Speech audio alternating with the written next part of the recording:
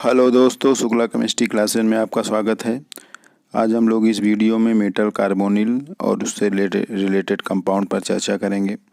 तो metal carbonyl कैसे बनाया जाता है, उसका फिजिकल और केमिकल प्रॉपर्टी, और लास्ट में मेटल कार्बोनिल में बॉन्डिंग कैसे होता है और इसमें सिमेट्री या पॉइंट ग्रुप क्या होता है, इसी में चर्चा करेंगे। तो चलिए प्रारंभ करते हैं। तो देखिए, मेटल कार्बोनिल को क्लासिफाई कराया गया है। मेनली इसे 3 कैटेगरी में डिवाइड किया गया है, लेकिन मोस्टली इसको 2 कैटेगरी माना जाता है, एक मोनोन्यूक्लियर, एक पॉलीन्यूक्लियर। बीच में डाई न्यूक्लियर वगैरह भी आते हैं। तो जैसे मोनोन्यूक्लियर मतलब VCO6, CrCO6, FeCO5, NiCO4, Mn2CO10, Fe2CO9, और उसका ये पॉलीन्यूक्लियर में Fe3CO12, CO2CO8, CO4CO12। तो ये सब मतलब मेनली इनको 2 ही ग्रुप में डिवाइड किएगा, मोनोन्यूक्लियर, पॉलीन्यूक्लियर। तो बीच में डाई न्यूक्लियर भी वगैरह भी आते हैं।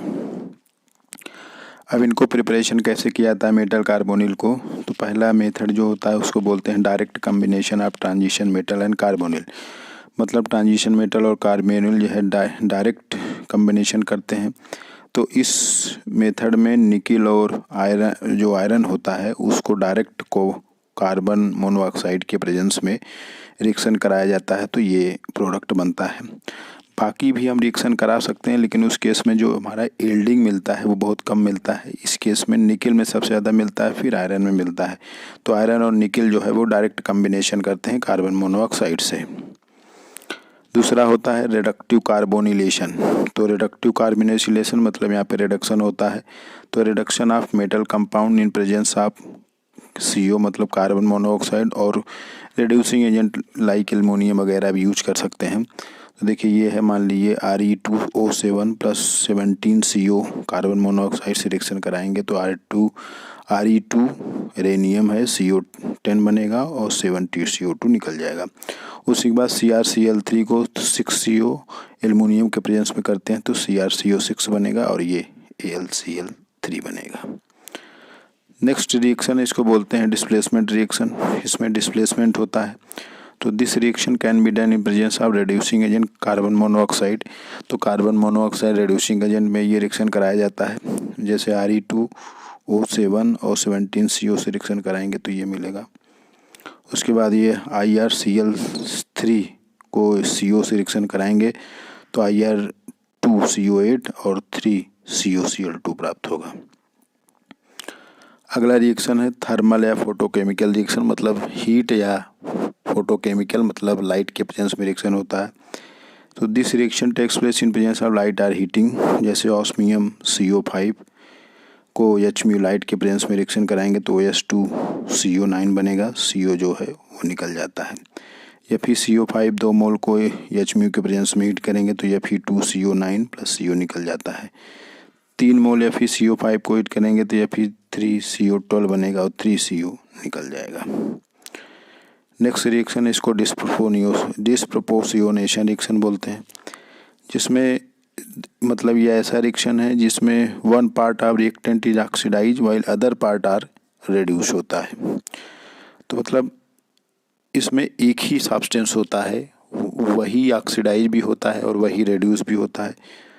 तो आप देख सकते हो यहाँ पे NiCN1 जो है ये 0 में गया तो यहाँ पे रिडक्शन हो रहा है, और वही NiCN जो है वो NiCN2 में जा रहा है तो ऑक्सीडेशन हो रहा है। तो डिस्प्रपोर्शनेशन रिएक्शन उसी को बोलते हैं जिसमें एक ही सब्सटेंस का एक पार्ट जो है ऑक्सीडाइज हो और दूसरा जो है वाइल अदर पार्ट जो है रिड्यूस हो, लेकिन सब्सटेंस वही रहे।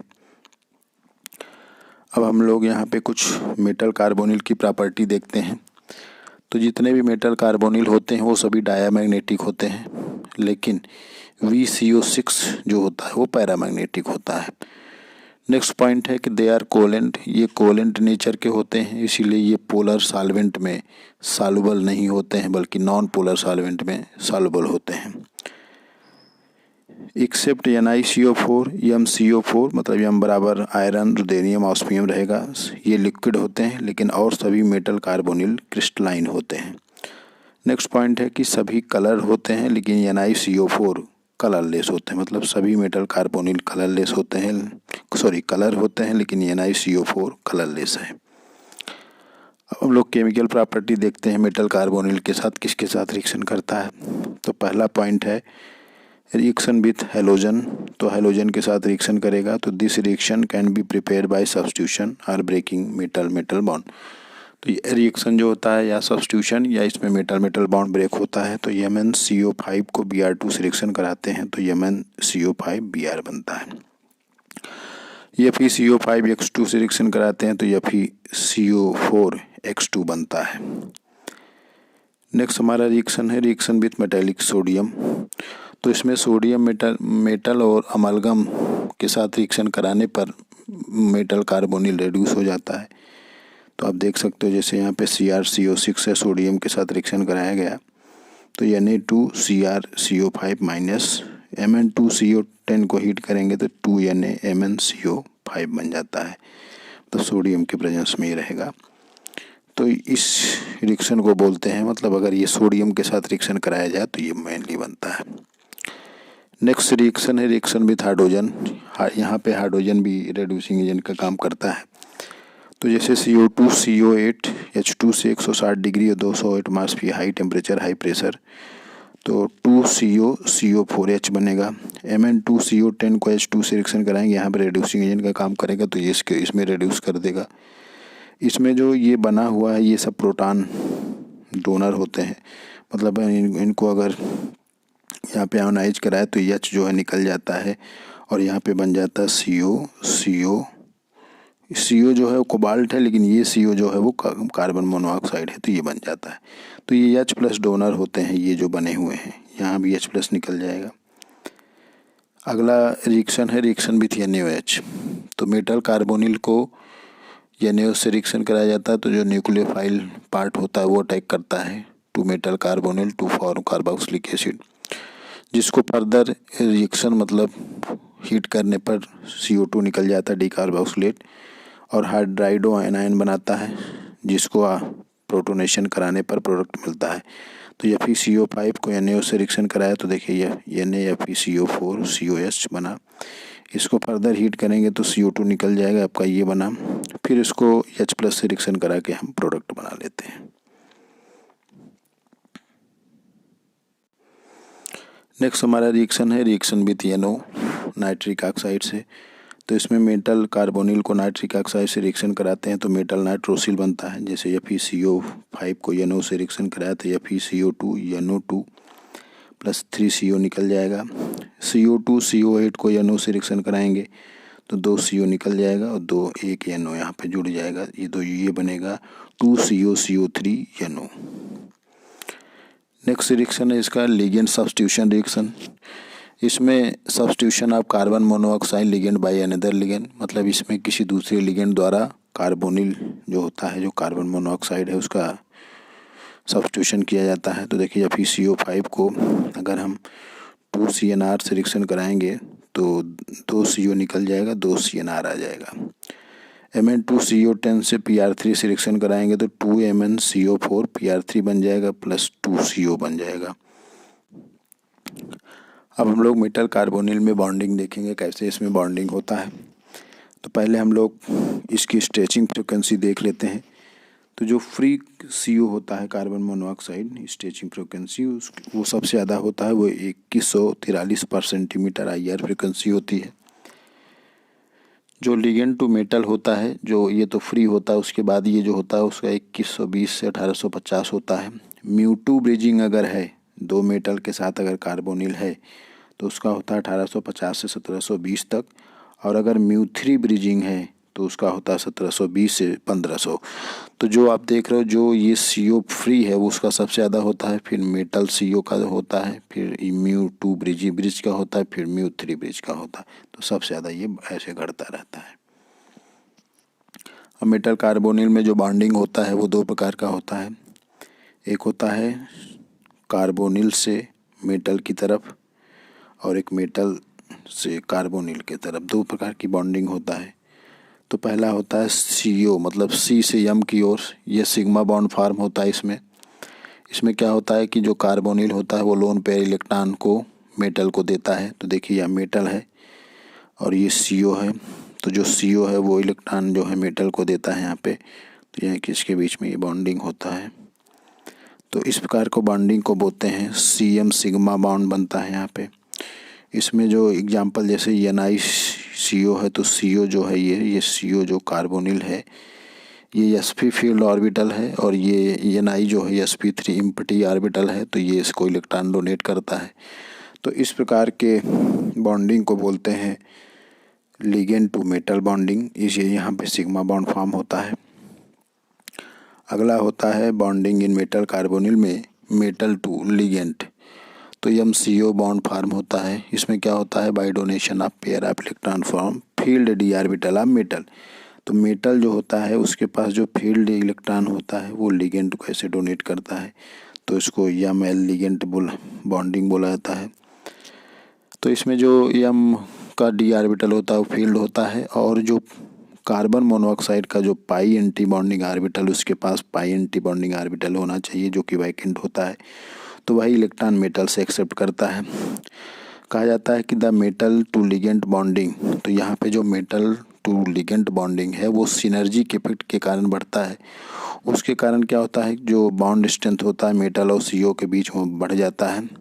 This bond is form by overlap bit field, मतलब यहाँ पे जो बॉन्ड फॉर्म होता है वो मेटल का DXY DYZ या DXZ मेटल्स का जो होता है ऑर्बिटल वो पाई एंटी बॉन्डिंग, कार्बन मोनोऑक्साइड का पाई एंटी बॉन्डिंग जो कि एम्प्टी होता है उसी के साथ बॉन्डिंग करता है। तो देखिए पाई एंटी बॉन्डिंग में कौन कौन आएंगे, जैसे CO आएगा, कार्बन मोनोऑक्साइड, CN- आएगा, पिरिडीन आएगा, ओफेनांथ्रोलीन आएगा, एथिलीन आएगा, N2 आएगा, NO2 एक्सेट्रा। तो ये पाई एंटी बॉन्डिंग है, ये हमेशा मेटल से इलेक्ट्रॉन को एक्सेप्ट करेंगे और मेटल इनको डोनेट करेंगे, तो इसी को बोलते हैं मेटल टू लिगेंड। तो इसमें मेटल में मान लीजिए ऐसे है और लिगेंड में मान लीजिए ऐसे है ये, तो मान लीजिए प्लस है, ये प्लस है, ये माइनस, तो इलेक्ट्रॉन जो है एक प्रकार से ऐसे दे रहा है। तो नेक्स्ट जब आप इसको बनाओगे तो ये ऐसे हो जाएगा, ये ऐसे हो जाएगा, प्लस माइनस।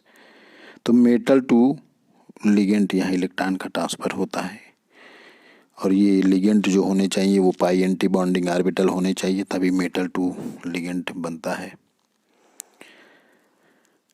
अब यहाँ पे जो इसका कॉन्सिक्वेंसेज आया है, परिणाम ये आया है कि जो MC इलेक्ट्रॉन डोनेशन होता है, जो आपने देखा MC इलेक्ट्रॉन, ये MC इलेक्ट्रॉन डोनेशन अगर इंक्रीज होगा, मतलब M पे अगर इलेक्ट्रॉन देने वाला ग्रुप लगेगा तो उस केस में पाई बॉन्डिंग इंक्रीज करता है, और रिजल्ट क्या होता है कि जो CO बॉन्ड है, मतलब अगर MC इलेक्ट्रॉन डोनेशन इंक्रीज होगा तो जो हमारा जो CO बॉन्ड है वो वीक हो जाएगा, बिकॉज क्योंकि MC बॉन्ड जो होगा वो स्ट्रांग हो जाएगा इलेक्ट्रॉन डोनेशन से, लेकिन जो CO बॉन्ड है वो कहीं ना कहीं डिक्रीज कर जाएगा, और CO बॉन्ड ऑर्डर डिक्रीज करेगा तो CO बॉन्ड लेंथ जो है वो इंक्रीज करेगा यहाँ थोड़ा सा, क्योंकि MC बॉन्ड जो है वो स्ट्रेंथ होगा, मतलब अगर ये मजबूत होगा, स्ट्रांग होता तो इसका बॉन्ड लेंथ कम हो जाएगा, और CO का जो बॉन्ड लेंथ वो बढ़ जाएगा।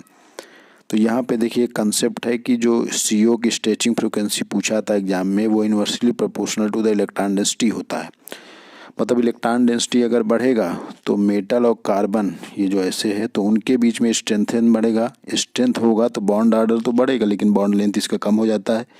इसके उल्टा CO के बीच बॉन्ड लेंथ जो है वो बढ़ जाता है लेकिन स्ट्रेंथ कम हो जाता है, क्योंकि यहाँ स्ट्रेंथ बढ़ जाता है अगर कोई MC इलेक्ट्रॉन डोनेशन इंक्रीज होगा। तो अगर इलेक्ट्रॉन डेंसिटी कम होगी तो CO स्ट्रेचिंग फ्रिक्वेंसी बढ़ जाता है। तो अभी आपने देखा कि जो फ्री वाले होते हैं उनका सबसे ज़्यादा स्ट्रेचिंग फ्रिक्वेंसी होता है। फिर CrCO6 जो कि न्यूट्रल है, मतलब सबसे ज़्यादा प्लस का होगा तब न्यूट्रल का होगा, न्यूट्रल जो रहेगा उसके बाद सबसे कम निगेटिव चार्ज का। तो आप देख सकते हो ये न्यूट्रल है तो इसका सबसे, उसके बाद जो सबसे ज़्यादा फ्री, फिर न्यूट्रल वालों का। अब देखिए एक में एक निगेटिव चार्ज, एक में 2 है, तो एक निगेटिव चार्ज का इलेक्ट्रॉन डेंसिटी है तो उसका होगा, फिर इसका होगा। ये कि गेट 2004 में पूछा गया है।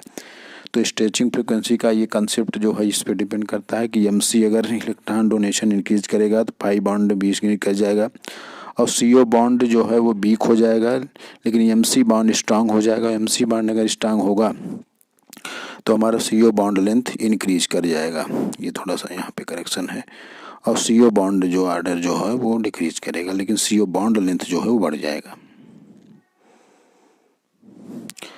अब हम लोग लास्ट में मेटल कार्बोनिल का कुछ सिमेट्री देख लेते हैं। इसको हम लोग अलग वीडियो में पढ़ेंगे, लेकिन इनका सिमेट्री जो है वो एग्जाम में बहुत पूछा जाता है। तो जैसे टेट्राहेड्रल किसका होता है, तो NiCO4 का टेट्राहेड्रल होता है, और IR4CO12 का। D3H किसका किसका होता है, तो FeCO5 का D3H होता है। M3CO12 और यम बराबर रुदेनियम ऑस्मियम होंगे। आयरन नहीं रहेगा, क्योंकि आयरन रहेगा तो उसका C2V हो जाता है। Fe2CO9 आयरन के ही ग्रुप का Fe2CO9 और FeCO5 ये D3H बनाते हैं, लेकिन यम बराबर रुदेनियम ऑस्मियम तो होगा, लेकिन यहाँ पर अगर ये होगा तो ये C2V पॉइंट ग्रुप होता है। C3V किसका होता है, तो RH4CO12 इसका C3V होता है। CrCO6 का ऑक्टाहेड्रल होता है OH। जो CO2CO8 जो अगर ब्रिजिंग है तो वो C2V इसका पॉइंट ग्रुप होता है। अगर नॉन ब्रिजिंग है तो D3D पॉइंट ग्रुप होता है। अभी आपने देखा कि जो C2V है उसका CO2CO8 ब्रिजिंग होता है, और Fe3CO12 आपने इसको अभी पीछे देखा। Mn2CO10 अगर स्टैगर्ड फॉर्म में है तो इसका जो पॉइंट ग्रुप होता है वो D4D होता है। तो ये सिमेट्री ग्रुप आप मेटल ग्रुप के हैं, सिमेट्री पॉइंट है, पॉइंट ग्रुप है, ये एग्जाम में बहुत पूछे जाते हैं। तो आज हम लोगों ने इस वीडियो में मेटल कार्बोनिल कैसे बनाया जाता है, उसका रिएक्शन, उसकी प्रॉपर्टी, बॉन्डिंग कैसे होता है, और फाइनली हम लोगों ने इसमें पॉइंट ग्रुप को देखा है। शुक्ला केमिस्ट्री क्लासेस को लाइक कीजिए और सब्सक्राइब कीजिए। धन्यवाद।